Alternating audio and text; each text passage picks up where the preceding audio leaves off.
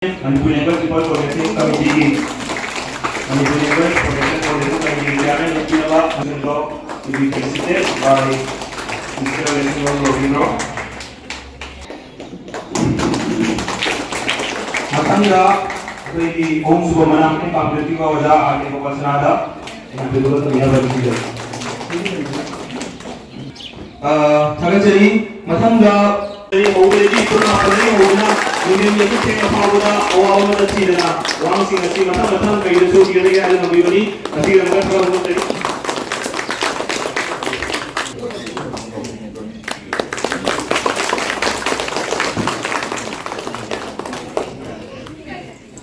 Kalau kita lihat pada tanah, nabi kiri ini yang kita tahu juga, yang kiri mah orang nabi yang mesti dari. Kalau yang kiri mati tahu lah, kalau yang Selfless education ma atau amo boleh income dari film mana dari no dari pada tanah itu policy yang itu presiden beri kalau cari kamu. Anda biar masuk mungkin ada kami buat kiri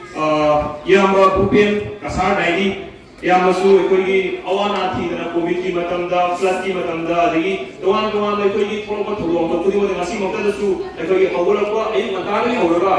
kiri kiri kawi awal itu masih awal dah yang berupin dah masih di program masih tu kiri macam mana tapi ni masih kita waktu ni yang kedua ni kalau lepas kasar dari itu senabi lepas kasar dari itu itu berbeda lepas yang berupin itu sih kalau kita lihat periode dari yang berupin. Dengan PSC अखोई वजह chairman तो बिना मसिंग जारी अखोई press media की मसिंग leak न लई अखोई मनी मैते मसाला मनी पीसी का सामने तो प्रेस मीडिया की मां की मतलब क्या मुश्किल भी या की मनी मकोल अखोई या की कोना वकल न सागर को मतलब निकल गई तू अखोई दा लेन को मना अरे का पते तो नि को मा या अंदर निकल ना अखोई तो हम जैसा कोई प्रेस कवरेज तो भी मसिंग मतलब या होते मुखा चली masih gimana kan lah?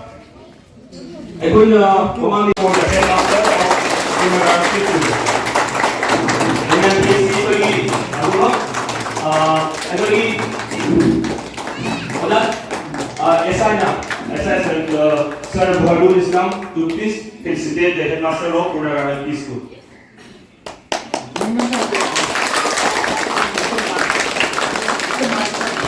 Mr. Malsom, the headmaster of the Purnagara. Thank you, sir. Jadi, ni kami orang program ini jadi orang sini, yang punya mana kapi bawa tu orang kan boleh tak?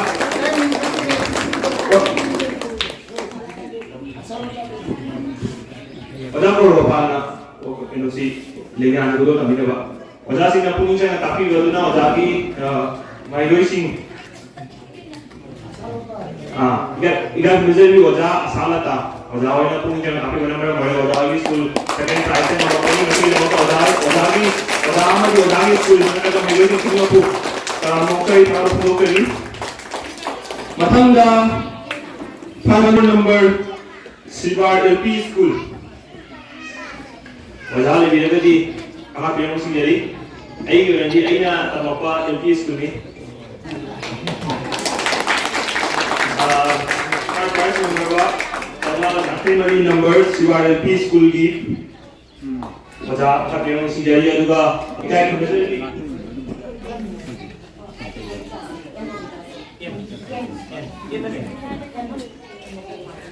Okay, ikai kemudian wajah nak pola belum minta singada. Ikai wajah bopal nana dengan pinggul kami yang si jadi.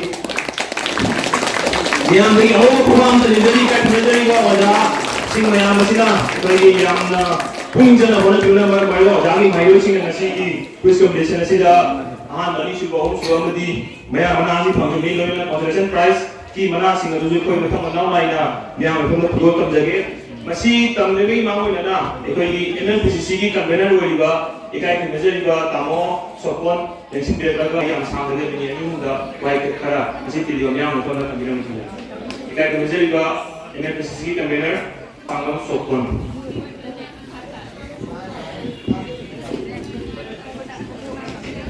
Masih naik tamu lebih bagus. Jadi siapa yang posisi siapa yang dah kemudian kerana, pasal sembuh kait kemudian ꯌꯥꯝ ꯁꯥꯡꯅ ꯉꯥꯡꯉꯣ ꯀꯔꯤꯒꯤꯅꯣ ꯍꯥꯏꯕꯗ ꯉꯁꯤꯁꯦ ꯉꯔꯥꯡꯒꯤ ꯊꯧꯔꯝ ꯂꯣꯏꯁꯤꯟꯕ exam ꯆꯣꯛꯊꯣꯛ ꯑꯗꯨꯕꯨ ꯑꯍꯥꯟꯕꯗ ꯑꯩꯅ ꯑꯩꯒꯤ ꯃꯔꯨꯞ ꯔꯕꯤꯟꯗ꯭ꯔꯣ ꯃꯥꯕꯨ ꯌꯥꯝꯅ ꯄꯨꯛꯅꯤꯡ ꯊꯥꯒꯠꯆꯩ ꯍꯟꯗꯛꯀꯤ ꯆꯠꯊꯔꯤꯕ ꯉꯁꯤꯒꯤ ꯄ꯭ꯔꯣꯒ꯭ꯔꯥꯝꯁꯦ ꯔꯕꯤꯟꯗ꯭ꯔꯣꯒꯤ ꯑꯆꯧꯕ ꯔꯣꯜ ꯂꯩ ꯂꯣꯏꯅꯅ ꯑꯩꯈꯣꯏ ꯏꯅꯥꯎ ꯕꯤꯀ꯭ꯔꯝꯖꯤꯠ ꯑꯝꯁꯨ ꯂꯣꯏꯅꯅ ꯑꯝꯁꯨꯒꯤ ꯉꯥꯛꯇꯤ ꯊꯣꯏꯕ ꯑꯗꯨꯃꯥꯏꯅ ꯇꯧꯅ ꯃꯣꯏ ꯉꯥ ꯈꯔ ꯂꯩꯔꯦ ꯑꯍꯨꯝꯁꯨꯕꯗ ꯑꯩꯈꯣꯏ ꯌꯥꯝꯅ ꯃꯥ ꯌꯨꯝꯗ ꯊꯕꯛ ꯑꯃ ꯊꯣꯔꯛꯄꯗꯒꯤ ꯌꯥꯝꯅ ꯂꯥꯛꯅꯤꯡꯕꯅꯤ ꯑꯗꯨ ꯃꯥꯒꯤ ꯊꯕꯛ ꯑꯃ ꯊꯣꯛꯄꯗ ꯃꯥ ꯂꯥꯛꯄ ꯉꯝꯈꯤꯗ꯭ꯔꯦ ꯃꯦꯟꯂꯤꯗꯤ ꯃꯣꯏ ꯑꯍꯨꯝꯅ ꯀꯟꯅ ꯆꯦꯟꯈꯤꯕꯗꯣ ꯃꯁꯤꯒ ꯃꯦꯟ ꯔꯣꯜ ꯑꯃ ꯆꯠꯄꯗꯣ ꯔꯕꯤꯟꯗ꯭ꯔꯣꯅꯤ ꯃꯔꯨꯞ ꯑꯃꯨꯛꯇ ꯈꯨꯄꯥꯛ ꯂꯥꯎ ꯇꯧꯕꯤ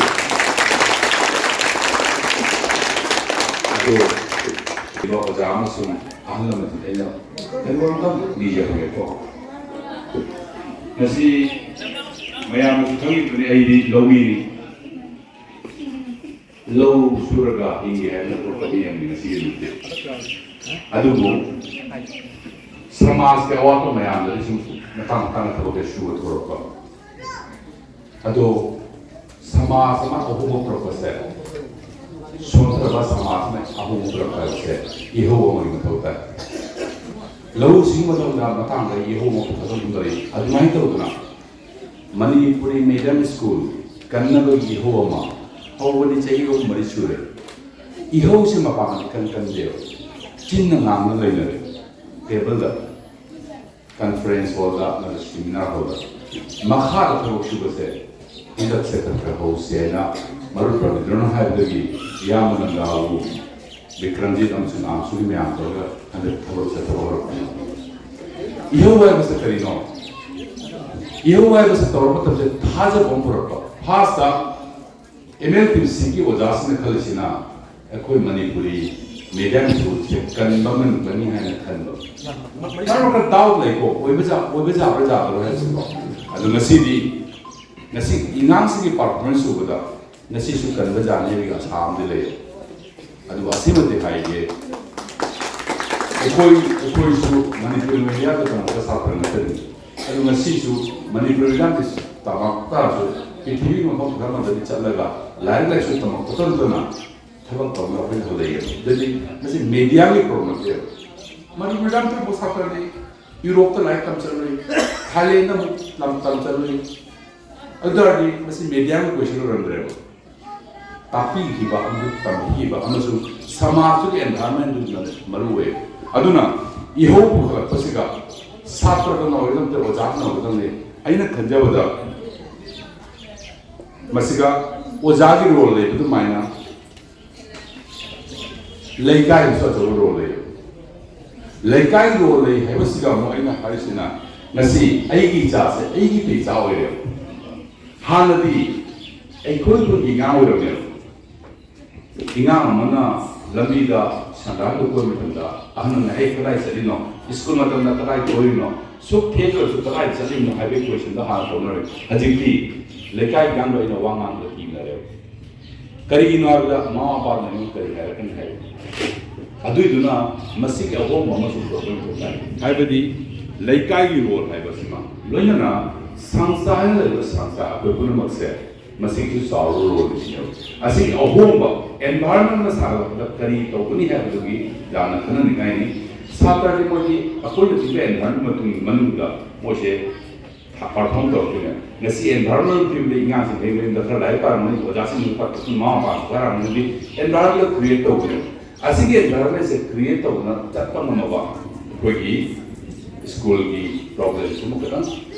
सॉल्व हो गए खले अदुना असिना अमसु अनिसिबो प्रॉब्लम इशू लाइन हाइजन बदा अखोना पाम से करी नो हाइबसिगा मतम खुदिमक ए माय पानसु हाइ मतम सिबा मीमा नबो होनो खाय मीमा नबो होनो हाइबदि मिथोय मिहे नबो होनो हाइबसे कनाम त कोइ हाइरते दोदि अखोई इंगांग सिना परफॉर्म करोसे मीमा नबो थोकतने द मीमा नबसिगी मखा खन स्लिप तोबिदा मीमा नरोय दोरिमे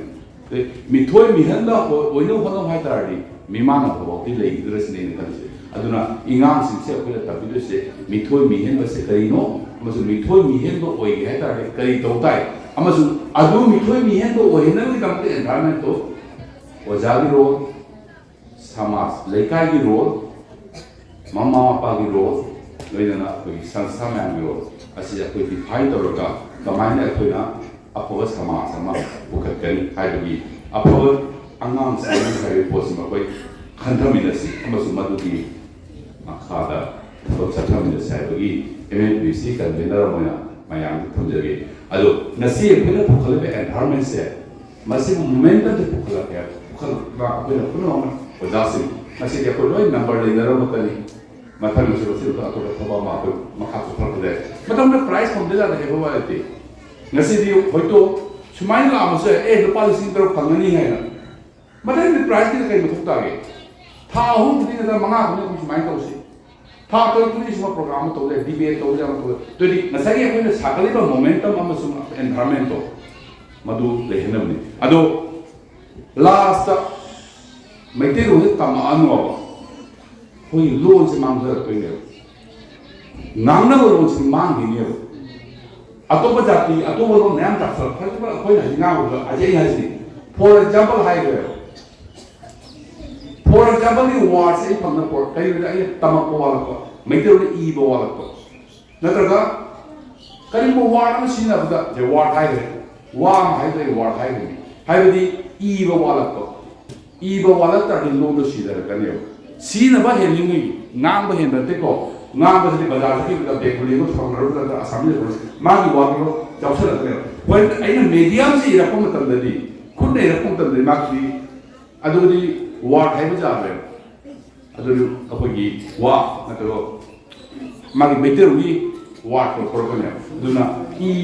मीडियम सिगता की बाले बकने ई बाले पानी अतोपा लोना सुंजर कोई लोन से सीधर तो कोई लोन से तो कहीं जाती सीधर कोई अदुना कोई ना जेल को मतंगा सही कोई मोमेंटम से करा कोई ना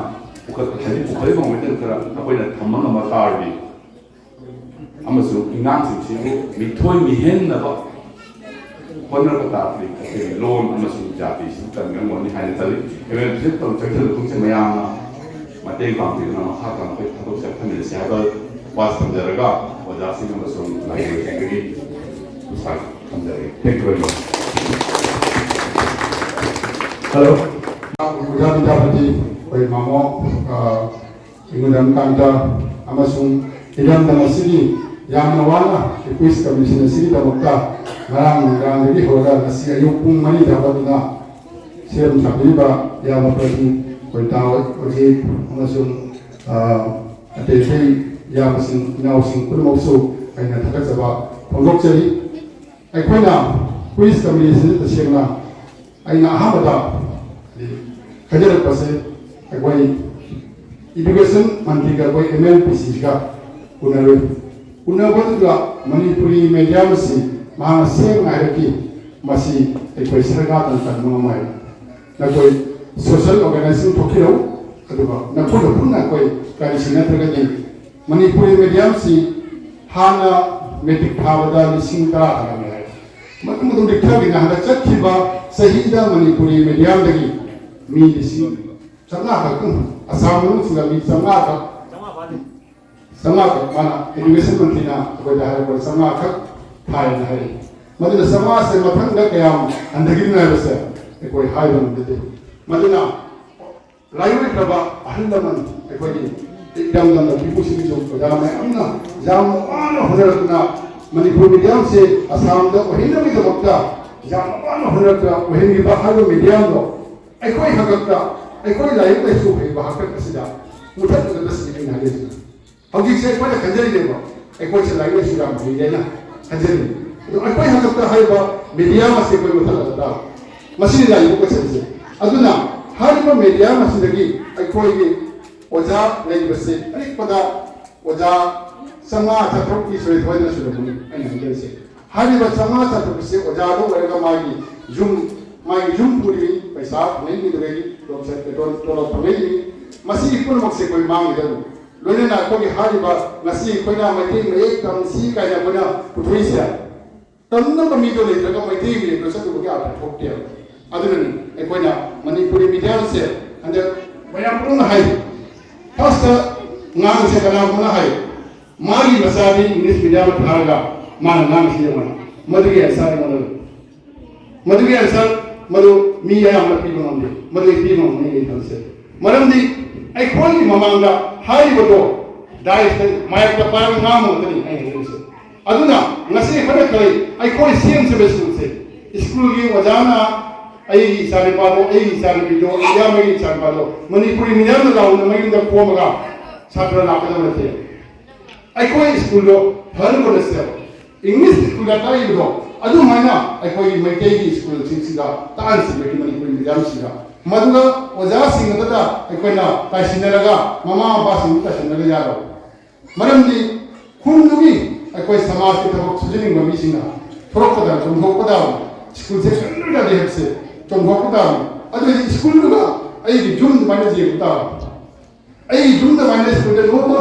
मतलब मिली मतलब सुबह तक तो स्कूल लोगी यूनियन लेगा स्कूल लोग बिल्डिंग कमाने लेंगे स्कूल लोग क्लास के अगर हम ने फार्म लेगा हाई तो मधु जी की एकदम नहीं है अदु ना तो ना स्कूल लोग तो मामा पास में देश के एक बार लेबार को फंग फक फम मा अदु माना अदु की एनवायरनमेंट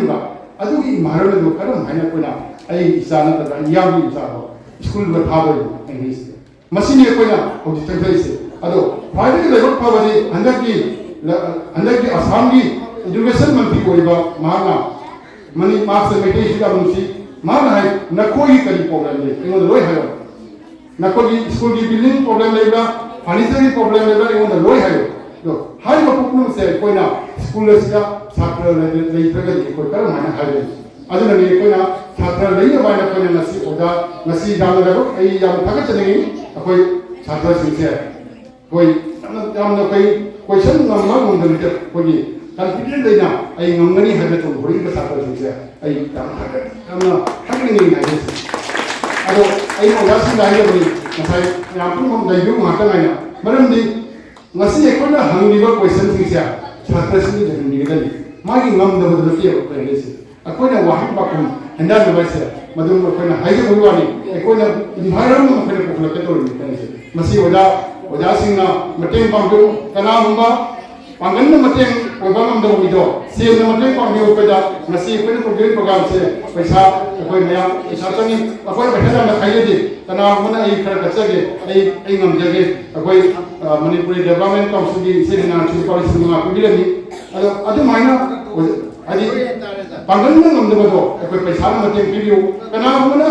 पूरा मत उस मत इंक्रीज अपने तो जगह सिका वजह से भी नसी नाउ अमसुगी नाउ सुने तो इंक्रीज सिका मसिका मॉडल डाउन बा वही वता कोई सीना देगे ना मकोरे पकड़ पियो अदु यदि कोई सुन दिया kan mangoni harus ay nasi house ka ay pandai pasya na ko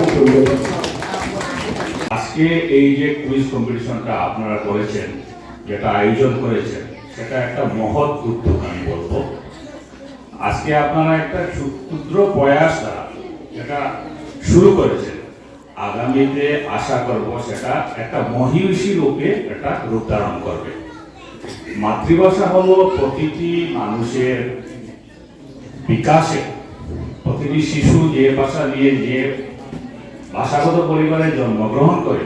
সেই ভাষাতেই যে ওর যদি শিক্ষা হয় সেটাই তো হবে প্রকৃত শিক্ষা ওর বিকাশে সেটা কিভাবে প্রভাব ফেলে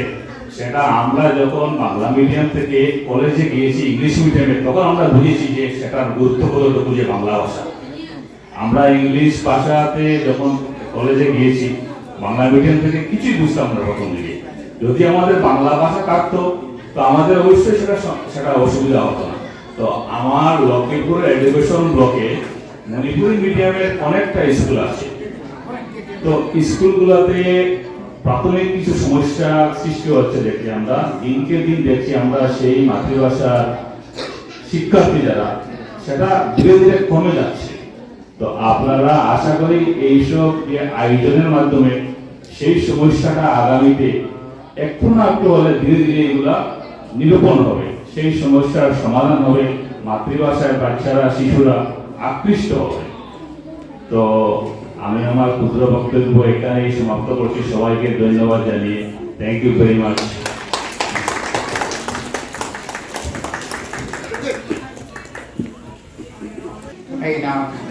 ꯑꯩꯅ ꯍꯟꯅ ꯊꯥꯒꯠꯆꯕ ꯈꯣꯠꯅꯅ ꯏꯀꯥꯏ ꯈꯨꯝꯅꯕ ꯎꯠꯆꯔꯤ ꯑꯩꯈꯣꯏꯅ इचम चमना अनांगसिंगिदमक्ता एलपी लेवलदा करी मरमगिनो अखोइना खेनानम उठैबासिगी मयामना खंगिरे मदुदे वाइना बोलनेनेंगा लेते हने खंगे अहाकना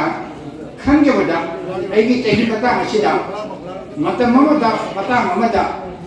बेंगोलदा असमदा मसा मसा के बांग्ला मसा मसा के ओसमिया वनरिदा ऑल इंडिया लेवल की जॉब कंपटीशन की मतंग यूरोपरा लोन ले होगी फिर ममद लाखी मैं सुने कभी हम शोंगशो हमार बांग्ला हमार मराठी हमार भाषा हमार संस्कृत वा सोना नमोर और होनर और कॉमन सुन तमने वा माधुरी सुन इंग्लिश का सुन सुन आगे क्यों कानूना हायर पोजीशन का उन्हें लगी बा माधुरी की उपाय लेते का मंत्री और भी सेंट पाएगा जो भी सिंगना अच्छा वो जो लेक्चर का उधर है हिंदी की इंडिया तो उधर नहीं और कौन जरिए समय तो उधर नहीं बेंगलोर तो उधर ना हाई ने लेगा मचा मचा ना अमेरिका का लंदन का ऑस्ट्रेलिया का स्वीडन का पोर्टुगल लाइटा में था के बाद मस्सी की मन डर ले गया रोहिशो से खाने का मतलब वो यूरोप में की if I am not mistaken अकोई असम गवर्नमेंट स्लोप सही कर ममांग की चिप्स तो लोगों ने भी मतलब मत्तदा इंग्लिश से सब्जेक्ट से मत LP level the tourist over होती बनी मरम जी the realization is very simple unless we learn English we cannot be a good member of Indian citizenship in the sense that everything though we are Indian everything is done in English. English is very much our Indian language. Aduna ni hauji LP school da atai subject mai ke loan tamalaka English subject ma tangai bhadan yaw lese. Aduna ni koi na hendana ba sidasu English ki ta tonga ba ama daujeri base. Aina hajari bo wasi ga ate disi katani. Mai ke ron si ga koi ne अखोई ना अखोई अनाम संगु तमंदर के दे अखोई दोन से सीगने अब से अइने वो नौ बुझाई के दबनते बट अइने नौ खटक नौ ना हाजे नहीं होती इंग्लिश का कोना ना सॉरी मैते रोन का कोना ना इंग्लिश से मुझे ने तमन बियो अदो बे कोई अनाम सेंटर थोड़ागा अति इंग्लिश मीडियम स्कूल के छात्र संगा कंपीट करबंगा बने खुदम ने हाजे के सपर में स्कूल से लगी इंजीनियर थोड़े मित्र मीडियम में ना मित्र कोई इंजीनियर थोड़े हैबिलिटी सफर में स्कूल से लगी मेडिकल ऑफिसर MBBS थोड़े सफर में स्कूल से लगी सिल्क इंडस्ट्री की डायरेक्टर थोड़े अतः जो इन खंडों में मायामों थोड़े असीनी इन हाजिर में से मैत्रीरों की मीडियम बांग्ला मीडियम असमीज की मीडियम हाजिर लेते मसा की मेरी क्वेश्चन ले तो वो अकोई की इंडिया के और लोन अमदी इंग्लिश के खजित तंग दी माई ऑनसिन बमा दरकार है बच्चे में तंग ऐ थमजगे परमजरी ताई सिलेक्शन बिरबा ओजासिम मशहूर कोई के ऑडियंस की आन बरोदा कोई खुनाई की मायरूम ओबिलिबा ओजासिम मैं अपने मत मलबम सिंह चिल्लाम सिंह चंदिती सिंह अस्माई तो जान पुंग सुनम दे अगर मैं कोई सु हयें अकोला चावरगा लोई टारगेट मम थंगदा ने अदु ओइ गाइदा जामना टारगेट से जामवा मम थंगको थंगदा नु अदु नोय रिकी मोबाइल द लाइटू बगी कोई डॉक्टर ने चलेगा थंगदा दोई से हाई धुनु मा गई अगा जो लाग तो मोय तंत हाल एड्रेस तौरे आई सी ngасai एउतगी कुई सौबदोय की जॉब हम थोपनी अदु आई खुदौजा दबा जाम ताई फदब खरे लेबदगी आई मतम चाला लाक्तबा मोंदगी दे तो कोई धमक यामना वरो बरो सुनापु हाई नहीं भाईजनी अखोना होने से बसी MLPCC ना अकोई की अने कोई की मीटिंग की कोई की ऑर्गेनाइजेशन सिंचना अकोई की कॉन्फ्रेंस तौरना मीटिंग तौरना कंबगी वासे दपना गंगा दुगा कोई चिंता तो ओइला चतर जो मसे इतन वाइट्रे अकोई कुछ छुकना जॉब्सन सी हाइदर मरवेना ओसाई नाउ ममांगा हाइदर बदोनी इनाउ बदंद्रोला मरोला माइगी इनिशिएशन ताइतारे शहरों से माना पुथोरकल मसाई तौसी तौरगदी अदे आई मरोला मसले को खाना को बंदगा क्लास 9 10 की तौसी हाइदर मैम सो जाओ की दुगो अतर की पंजमसी मरोला ꯍꯧꯖꯤꯛꯁꯦ ꯑꯩꯈꯣꯏꯒꯤ ꯀꯦꯟꯁꯔꯒꯤ ꯂꯥꯏꯆꯠꯅ ꯑꯩꯈꯣꯏꯒꯤ ꯄꯥꯏꯒꯤ ꯑꯗꯨꯃꯥꯏꯅ ꯁꯤꯊꯔꯛꯏꯕ ꯃꯤꯗꯜ ꯃꯦꯗꯤꯌꯥꯁꯦ ꯀꯃꯥꯏꯅ ꯇꯧꯅ ꯀꯜꯍꯟꯁꯤꯒꯦꯅ ꯀꯟꯖꯥꯒꯦꯅ ꯈꯟꯅꯔꯛꯄ ꯃꯇꯥꯡꯗ ꯃꯔꯨꯑꯣꯏꯅ LPꯗ ꯑꯩꯈꯣꯏ ꯈꯣꯡ ꯊꯥꯕ ꯍꯧꯁꯤ ꯑꯉꯥꯡꯁꯤꯡꯁꯦ ꯂꯥꯏꯔꯤꯛ ꯂꯥꯏꯁꯨ ꯐꯖꯅ ꯄꯥꯍꯟꯅꯕꯒꯤꯗꯃꯛꯇ ꯃꯈꯣꯏꯒꯤ ꯁꯤꯂꯦꯕꯁꯇꯒꯤ 80% ꯑꯩꯈꯣꯏꯒꯤ ꯃꯥꯒꯤ ꯁꯤꯂꯦꯕꯁꯇꯒꯤ 80% ꯃꯥꯔꯛ ꯑꯣꯏꯍꯜꯂꯒ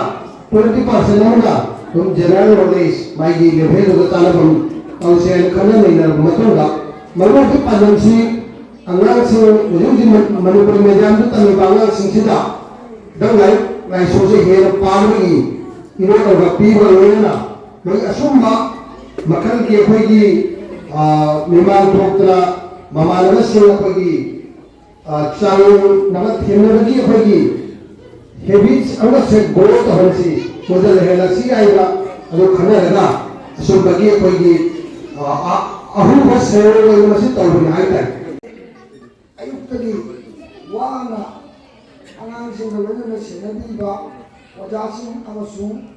ꯒꯥꯔꯖꯤꯌꯥꯟꯁꯤꯡꯕꯨ ꯏꯀꯥꯏ ꯈꯨꯝꯅꯕ ꯎꯠꯆꯔꯤ ꯂꯣꯏꯅꯅ ꯗꯥꯁꯇ ꯂꯦꯡꯖꯤꯟꯕꯤꯔꯤꯕ ꯑꯩꯒꯤ ꯅꯨꯡꯁꯤꯖꯔꯕ ꯑꯍꯟ ꯑꯔꯥꯃꯪꯒꯤ ꯑꯣꯖꯥ ꯏꯕꯨꯡꯉꯣ ꯒꯧꯔꯒꯣꯄꯥꯜ ꯑꯃꯁꯨꯡ सम्मानित Bharul Islam inspector of SI of schools लोनना आईना आपके गोपाल सना अमसुंग मांग लेकिन बिबा सकना रबा अहलम ओदासिन आईने सिजबा नाम थोरत ने जाय बगे ना अभी तो ना हायरम ने ओदा दाम सागन मार मरम जाई दाम सागन ले जिम ओदा वर पे एनीवे अदा कोई पांगन दी मता की जाई हाइजर रो मता दजु लाखिनी तंजा अदुगा तसेंबदे कोई रोबिरोना कोई करी पांगननो अदुमा पेट हाइगर अदुगा असिनी मतांसिदा एदिना सोपोना रोबिरोनी मतांसिदा हाइबिरंबा विक्रोमी मतांसिदा हाइबिरंबा अमसुंग ओजा रमनंदरो मतां हाइबिरंबा याम चुबो वपन मरमदि मसिगी वाखंगोन पुथोपसे एदिना रोबिरोसे माना लीगिबा अगर एजुकेशन मिनिस्टर को उन्नरबकी ठेकान ठेकानी मतुंगा मान मसे ओजा एमदाले ओजा सुमान तो बिना कोई सब तो से अब फरक कोई ने खले अदो आई भी माइको के माला नहीं पाम दे तो जा जाता ओजा हाई की बोलो में है फरक तो कोई तो मधु की प्राइस तो प्रोविजन है ओजा वाले प्राइस तो है फरक ये हम तो नहीं अखोई गोपाल इना हम तो होगा अखोई तो नहीं है अदो ये मरत दा अखोई हम दोना थवायाना माना आ नो फर्स्ट सेकंड में लोग जाओ फर्स्ट प्राइस है आई पिन्या ना हम ये चोंगो पिले पदे अखोई द हम सो थोड़ा है ऐसे ना हाथी से ना हो अदो ऐसे आई बाबा कोई लोग आए नारायण जिजवाई एजुकेशन डिपार्टमेंट की लोग ना आई प्रोग्राम में जाओगे रही अदर जो है बनी मरम दी सरकारी स्कूल में तमिल बुनियाद में कोई ना जाना तुपक तो भाई चन्ना इंग्लिश स्कूल में तम्बतना काय फंगदा बनी हाई बाकी हुआ लेते अकोई इंग्लिश स्कूल का सरकारी स्कूल में तमिल भाई कोई का चैलेंजिंग तो मतलब मैं भी जुमाई अदर दिन का आई हाई मरम दी मसे ये चार से इंस्टीट्यूशन लोग आने तो जाओगी मकोई का मुश्किल है मकोई यूनिफॉर्म मांगली स्कूल की यूनिफॉर्म से लगता है पुणे लाइफ से कल की इंग्लिश स्कूल में है तो नहीं इंग्लिश स्कूल में है नीचे हम गति है मशीनी मरम भी आई गार्जियन दा मदो आई मोलुना आई मराठी लते आई खुरम नाइजेरी इंग्लिश स्कूल की गार्जियन दा मचादा पीब मतम मचारी मत खली मतम दो अदु गप्तन आई कोई सरकारी स्कूल तमिबा इचासिन सुसिन दमका हरलमन खंबीरगदी अकोई इंग्लिश स्कूल की अनांसिंगा अकोई का अनांसिंगा चैलेंज तो बुदा कोई करिबा नो पॉइंट मरमदी मधु की शाखेदी नसी मयाम बिगिनी दे अनांसिंग बदो एदों का करिया की तु जुने तना थौना लेना मकोर पावम कुमना होनाबा असे कोई उबदे या मराउ अदु मंगना मयाम नसु कुवा फुगना मया अनांसिंग मथोना बिगिनी दे मरमदना अकोइना मरुवैना रोबिंद्रोगा अखोई की विक्रमगा अनिसिकी तसेना ꯂꯛꯈꯤꯄꯨꯔꯒꯤ ꯂꯝꯗꯝ ꯑꯁꯤꯗ ꯁ꯭ꯀꯨꯜꯗ ꯆꯠꯇꯨꯅ ꯃꯈꯣꯏꯅ ꯑꯣꯖꯥꯁꯤꯡꯗ ꯑꯃꯁꯨꯡ ꯒꯥꯔꯖꯤꯌꯟꯁꯤꯡꯗ ꯍꯥꯏꯖ ꯆꯠꯆꯗꯨꯅ ꯇꯧꯕꯁꯤꯃꯛꯇꯤ ꯇꯁꯦꯡꯅ ꯃꯈꯣꯏꯅ ꯋꯥꯔꯤꯕꯁꯦ ꯑꯉꯛꯄꯅꯤꯀꯣ ꯑꯗꯨꯕꯨ ꯑꯩꯁꯨ ꯆꯤꯌꯥꯔꯃꯦꯟ ꯑꯃ ꯑꯣꯏꯅ ꯃꯇꯝ ꯑꯗꯨꯗ ꯑꯩꯅꯁꯨ ꯈꯔ ꯆꯤꯟꯕꯒꯤ ꯑꯩꯅ ꯃꯄꯥꯟꯗ ꯂꯩꯔꯨꯕ ꯕꯪꯒ꯭ꯂꯥꯗꯦꯁꯇ ꯂꯩꯔꯨꯕꯅ ꯑꯩ ꯌꯥꯎꯕ ꯉꯝꯈꯤꯗꯦ ꯑꯗꯨꯕꯨ ꯍꯜꯂꯛꯄꯒ ꯑꯣꯖꯥ ꯅꯟꯗꯕꯥꯕꯨꯒ ꯑꯩꯒ ꯕꯤꯀ꯭ꯔꯝꯒ ꯁꯨꯅꯥ ꯑꯦꯔꯤꯌꯥꯁꯦ ꯆꯠꯆꯩ ꯃꯁꯤꯗ ꯈ꯭ꯋꯥꯏꯗꯒꯤ ꯅꯨꯡꯉꯥꯏꯔꯤꯕꯁꯦ ꯁ꯭ꯀꯨꯜꯗ ꯆꯠꯂꯨꯕ ꯃꯇꯝꯗ ꯁ꯭ꯀꯨꯜꯗ ꯑꯣꯖꯥꯁꯤꯡꯅ ꯂꯦꯞꯇꯅ ꯑꯦꯇꯦꯟꯗꯦꯟꯁ ꯃꯁꯤꯡ ꯁꯨꯅ ꯂꯩꯕꯤꯔꯝꯕ ꯑꯉꯥꯡꯁꯤꯡꯗꯨꯕꯨ ꯃꯈꯣꯏꯅ ꯀꯗꯥꯏꯗ ꯁꯣꯏꯈꯤꯗꯅꯤꯡꯉꯥꯏ ꯍꯣꯠꯅꯕꯁꯦ ꯃꯇꯝ ꯑꯃꯒꯤ ꯋꯥꯗꯨꯗꯤ ꯑꯩ ꯎꯗꯕꯅꯤꯅ ꯍꯥꯏꯕ ꯉꯝꯗ꯭ꯔꯦ ꯃꯁꯤ ꯑꯉꯥꯡꯁꯤꯡꯅꯗꯤ ꯌꯥꯝꯅ ꯃꯔꯤꯛ ꯆꯨꯝꯅ ꯇꯧꯋꯤ ꯍꯥꯏꯕꯁꯤꯃ ꯑꯩ ꯑꯣꯖꯥꯁꯤꯡꯗ ꯊꯥꯒꯠꯄ ꯐꯣꯡꯗꯣꯛꯆꯅꯤ ꯑꯗꯨꯅ ꯃꯊꯪꯗꯁꯨ ꯑꯩꯈꯣꯏ ꯃꯌꯥꯝꯅ ꯉꯁꯥꯏ ꯍꯧꯔꯛꯄꯗ ꯍꯥꯏꯕꯤꯔꯤꯕꯅꯤ ꯉꯁꯤꯒꯤ ꯅꯨꯃꯤꯠ ꯑꯁꯤꯃꯛꯇ ꯆꯍꯤ ꯈꯨꯗꯤꯡꯒꯤ ꯉꯝꯅꯕ ꯄꯥꯡꯊꯣꯛꯄꯤꯌꯨ ꯍꯥꯏꯕꯁꯦ ꯑꯩ ꯉꯁꯤꯁꯨ ꯃꯌꯥꯝꯒꯤ ꯃꯥꯡꯗ ꯑꯩꯒꯤ ꯅꯨꯡꯁꯤꯖꯕ ꯏꯅꯥꯎꯁꯤꯡꯒꯤ ꯉꯁꯤꯒꯤ ꯊꯧꯅꯥ ꯑꯁꯤꯒ ꯂꯩꯔꯒꯗꯤ ꯑꯩꯈꯣꯏ ꯁꯣꯏꯗꯅ ꯄꯥꯡꯊꯣꯛꯀꯅꯤ ꯍꯥꯏꯕꯒꯤ ꯋꯥꯐꯝꯗꯨꯁꯨ ꯑꯩꯁꯦ NLPCꯒꯤ ꯆꯤꯌꯥꯔꯃꯦꯟ ꯑꯃ ꯑꯣꯏꯅ ꯑꯩ ꯄꯥꯡꯊꯣꯛꯄ ꯉꯝꯅꯕꯒꯤ ꯍꯣꯠꯅꯖꯒꯦ ꯍꯥꯏꯕꯗꯣ ꯑꯩ ꯏꯁꯣꯔꯗ ꯈꯨꯔꯨꯝꯖꯒꯦ